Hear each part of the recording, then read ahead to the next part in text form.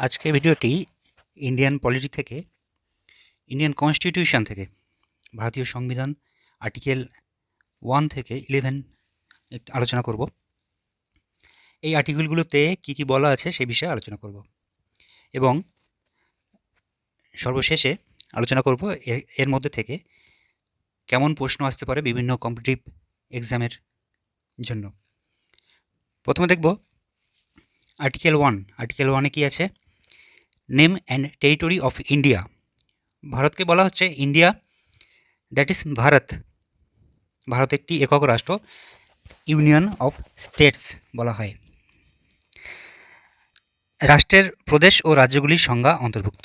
তাহলে আর্টিকেল 1-এ আছে কি আছে? Name and territory of India বলা আছে। আর্টিকেল 2, আর্টিকেল 2-তে কি বলা আছে? Admissions or establishment of new states.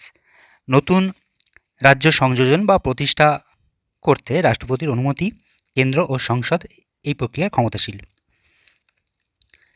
আচ্ছা, এবার দেখব আর্টিকেল 3-তে কি আছে।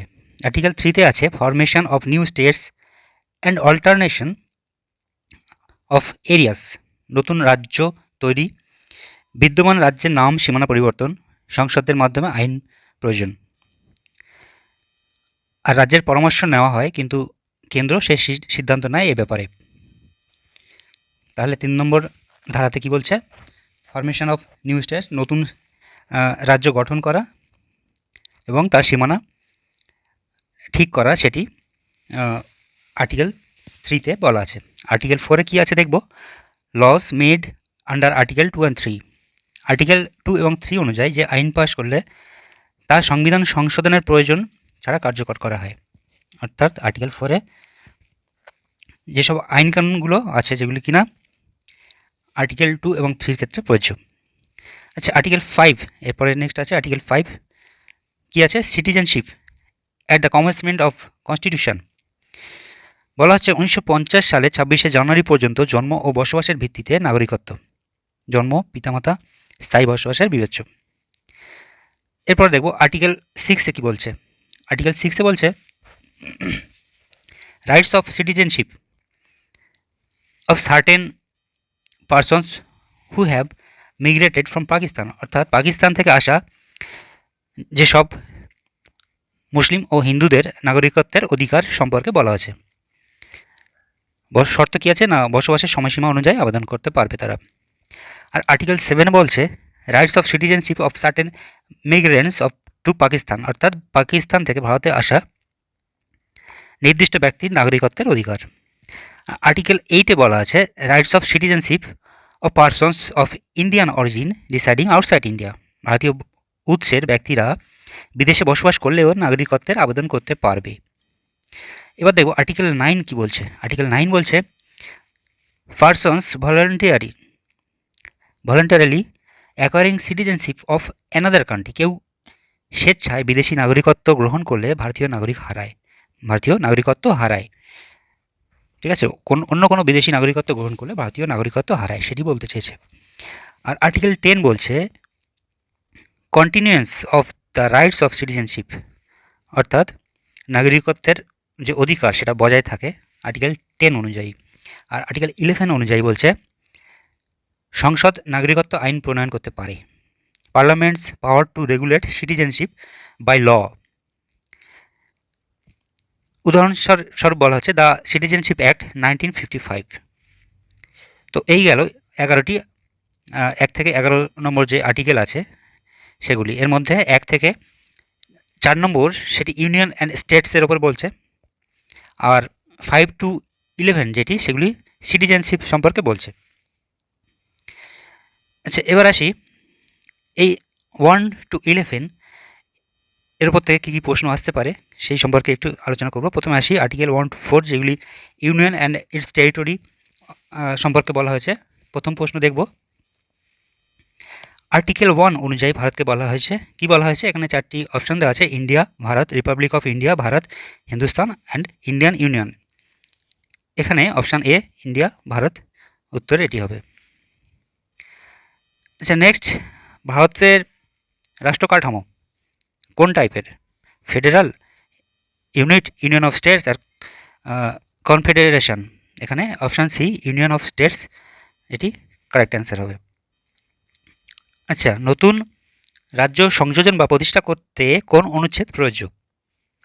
আর্টিকেল 2, 3, 4, 5 এখানে চারটি বলেছে। Option A article two option A এটি হবে কারেক্ট অ্যান্সার। আচ্ছা, এবার নেক্সট কোশ্চেন, নতুন রাজ্য তৈরি, নাম বা সীমানা পরিবর্তন কোন অনুচ্ছেদে? না আর্টিকেল 3-তে আছে। অপশান বি আর্টিকেল 3-তে নতুন রাজ্যের নাম সীমানা পরিবর্তন করার বিধি আছে। নেক্সট দেখব 5 নম্বর প্রশ্ন বলছে আর্টিকেল 4 অনুযায়ী কনস্টিটিউশন অ্যামেন্ডমেন্ট প্রয়োজন না প্রয়োজন নেই? আর্টিকেল 4 অনুযায়ী কনস্টিটিউশন অ্যামেন্ডমেন্ট প্রয়োজন নেই। অপশান বি কারেক্ট হবে। আচ্ছা, এবার নেক্সট প্রশ্ন দেখব নেব আর্টিকেল 3 অনুযায়ী রাজ্যের পরামর্শ নেওয়া হয় না হয় না? উত্তর অপশান এ হ্যাঁ হয়। আর্টিকেল 3 অনুযায়ী অন্য রাজ্যের পরামর্শ নেওয়া হয়। আর্টিকেল 2 ও 3 দ্বারা প্রণীত আইন কার্যকর করা হয় কনস্টিটিউশন অ্যামেন্ডমেন্ট ছাড়া না সুপ্রিম কোর্ট অনুমতি দিয়ে? কোনটি? কনস্টিটিউশন অ্যামেন্ডমেন্ট ছাড়া আর্টিকেল 2 এবং 3 প্রণীত আইন কার্যকর করা হয়। আচ্ছা, নেক্সট কনস্টিটিউশন কার্যকর হওয়ার সময় নাগরিকদের অধিকার কোন ধারায় বলা আছে? আর্টিকেল 5, 6, 7, 8 এখানে আর্টিকেল 5 কারেক্ট অ্যান্সার হবে। কনস্টিটিউশন কার্যকর হওয়ার সময় নাগরিকদের অধিকার সম্পর্কে বলা আছে আর্টিকেল 5-এ।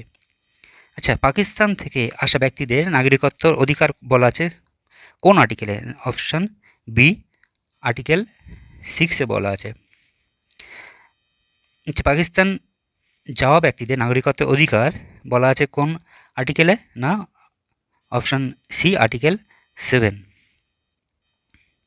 আচ্ছা, বিদেশে বসবাসকারী ভারতীয় উৎসের ব্যক্তিদের নাগরিকত্ব বিধান কোন আর্টিকেলে আছে? আর্টিকেল 6, 7, 8, 9 এখানে option C article 8 correct answer হবে। নেক্সট দেখব যে কেউ স্বেচ্ছায় অন্য দেশে নাগরিকত্ব গ্রহণ করলে ভারতীয় নাগরিকত্ব বজায় থাকে না নাগরিকত্ব হারায়? এখানে অপশান বি নাগরিকত্ব হারায়। এটি আর্টিকেল 9 অনুযায়ী বলা আছে যে কেউ স্বেচ্ছায় অন্য দেশে নাগরিকত্ব গ্রহণ করলে সে ভারতীয় নাগরিকত্ব হারাবে। আচ্ছা, নেক্সট দেখব কনস্টিটিউশন কার্যকর হওয়ার পর নাগরিকত্বের অধিকার বজায় রাখে আর্টিকেল 10 আর 11 কোনটি অনুযায়ী? না আর্টিকেল 11 অনুযায়ী। অপশান এ এখানে কারেক্ট অ্যান্সার। নেক্সট পার্লামেন্টকে নাগরিকত্ব আইন প্রণয়ন করতে পারে আর্টিকেল 10 আর 11 এখানে article 11 option B correct answer হবে। নাগরিকত্ব আইন প্রণয়ন করতে পারে আর্টিকেল 11 অনুযায়ী। আচ্ছা, নেক্সট দেখে নেব সিটিজেনশিপ অ্যাক্ট 1955 কোন অনুচ্ছেদের অধীনে হয়েছে? এখানে আর্টিকেল 5, 10, 11 আর আর্টিকেল 9 এখানে অপশান 4টি দেওয়া আছে। আর্টিকেল 5, 10, 11 আর নিচে এখানে দেখব আর্টিকেল 9 আছে। এখানে অপশান সি আর্টিকেল 11 একটি কারেক্ট অ্যান্সার হবে। আর্টিকেল 11 অনুযায়ী সিটিজেনশিপ অ্যাক্ট যে 1955 এটি কার্যকর করা হয়েছিল। আচ্ছা, নেক্সট দেখব আর্টিকেল 5 অনুযায়ী নাগরিকত্ব নির্ধারণের ভিত্তি কোনটি? আর্টিকেল 5 অনুযায়ী নাগরিকত্ব নির্ধারণের ভিত্তি হলো জন্ম, বসবাস, পিতামাতার ভারতীয়তা, উপরের সবকটি। এখানে অপশান ডি উপরের সবকটি এটি কারেক্ট অ্যান্সার। নেক্সট দেখব কনস্টিটিউশন কার্যকর হওয়ার সময় নাগরিকদের অন্তর্ভুক্ত কারা? না যারা ভারতীয় জন্মগ্রহণ করেন, যারা স্থায়ী বসবাস করে, যারা পিতামাতা থেকে জন্মেছে, ভারতীয় পিতামাতা থেকে জন্মেছে। এখানে অপশান ডি উপরের সবগুলি। আচ্ছা, নেক্সট দেখব 18 নম্বর প্রশ্ন বলছে আর্টিকেল 6, 7 মূলত এগুলো কি? না বিদেশে বসবাসকারী নাগরিক, পাকিস্তান থেকে ভারতে আসা যাওয়া ব্যক্তি কোনটি? আর্টিকেল 6 আর 7 মূলত পাকিস্তান থেকে ভারতে আসা যাওয়া ব্যক্তি। আচ্ছা, আর্টিকেল 8 কি বলছে? নাগরিকত্ব প্রদান করে কাদের? না বিদেশে বসবাসকারী ভারতীয় উৎসের ব্যক্তিদের, না বিদেশে জন্ম নেওয়া ব্যক্তিদের, কার? না বিদেশে বসবাসকারী ভারতীয় ব্যক্তিদের। অপশান এ এখানে কারেক্ট অ্যান্সার হবে। আর্টিকেল 8 অনুযায়ী বিদেশে বসবাসকারী ভারতীয় উৎসের ব্যক্তিদের নাগরিকত্ব প্রদান করে আর্টিকেল 8 অনুযায়ী। আচ্ছা, এবার দেখব আর্টিকেল 9 অনুযায়ী ভারতীয় নাগরিকত্ব হারানোর কারণ হলো বিদেশি নাগরিকত্ব গ্রহণ, পাকিস্তানে যাওয়া, জন্মস্থান পরিবর্তন, রাজ্য পরিবর্তন। এখানে অপশান এ কারেক্ট অ্যান্সার হবে। বিদেশি নাগরিকত্ব গ্রহণ করলে ভারতীয় নাগরিকত্ব হারাবে। আচ্ছা, নেক্সট দেখছি আর্টিকেল 11-এর মাধ্যমে নাগরিকত্ব সংক্রান্ত আইন প্রণয়নের ক্ষমতা সংসদের, আদালতের ক্ষমতা, রাষ্ট্রপতির ক্ষমতা। এখানে সংসদের, অপশান এ কারেক্ট অ্যান্সার। আচ্ছা, নেক্সট 22 নম্বর প্রশ্ন এখানে দেখব, কনস্টিটিউশন কার্যকর হওয়ার সময় নাগরিকত্ব নিশ্চিত করা হয় আর্টিকেল 5 ও 6 কোন অনুযায়ী? না, আর্টিকেল 5 অনুযায়ী, অপশান এ কারেক্ট অ্যান্সার এখানে। আচ্ছা, নেক্সট আর্টিকেল 7 মূলত পাকিস্তান থেকে ভারতে আসা ব্যক্তির অধিকার, ভারতে জন্মগ্রহণকারী নাগরিকদের অধিকার, আর পাকিস্তানে যাওয়া ব্যক্তিদের অধিকার। অপশান সি পাকিস্তান যাওয়া ব্যক্তির অধিকার, আর্টিকেল 7 বলা আছে। আচ্ছা, দেখবো এবার নেক্সট আর্টিকেল 8 মূলত কি? বিদেশে বসবাসকারী ভারতীয় উৎসের নাগরিক, না পাকিস্তান থেকে আগত? বিদেশে বসবাসকারী ভারতীয় উৎসের নাগরিক, অপশান এ এখানে কারেক্ট অ্যান্সার। আচ্ছা, আর্টিকেল 10, 11 কোথায় অন্তর্ভুক্ত? Part 1, part 2, part 3? এখানে পার্ট 2, পার্ট 2তে অন্তর্ভুক্ত, option B part 2 correct answer হবে। আর্টিকেল 10 আর 11 পার্ট 2তে অন্তর্ভুক্ত। আচ্ছা, এবার আসি নেক্সট প্রশ্ন, পার্ট 2তে কতগুলো অনুচ্ছেদ বা নাগরিকত্বের জন্য, পার্ট 2তে কতগুলো অনুচ্ছেদ নাগরিকত্বের জন্য?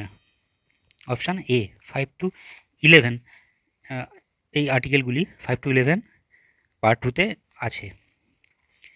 আচ্ছা, নেক্সট দেখব আর্টিকেল 2 অনুযায়ী নতুন রাজ্য সংযোজনের জন্য রাষ্ট্রপতি প্রস্তাব, তার সাথে সংসদের অনুমোদন চাই, না সুপ্রিম কোর্টের অনুমতি, কোনটি?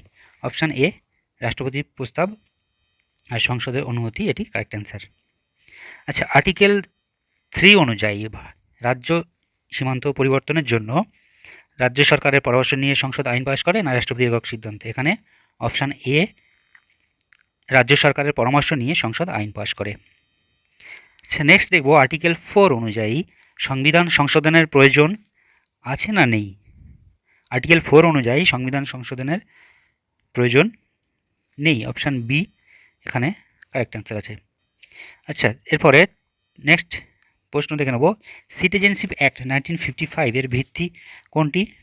আর্টিকেল 5, 11, 6 ও 7? আর্টিকেল 11, আর্টিকেল 11-এ সিটিজেনশিপ অ্যাক্ট 1955 বলা আছে। তো এই গেল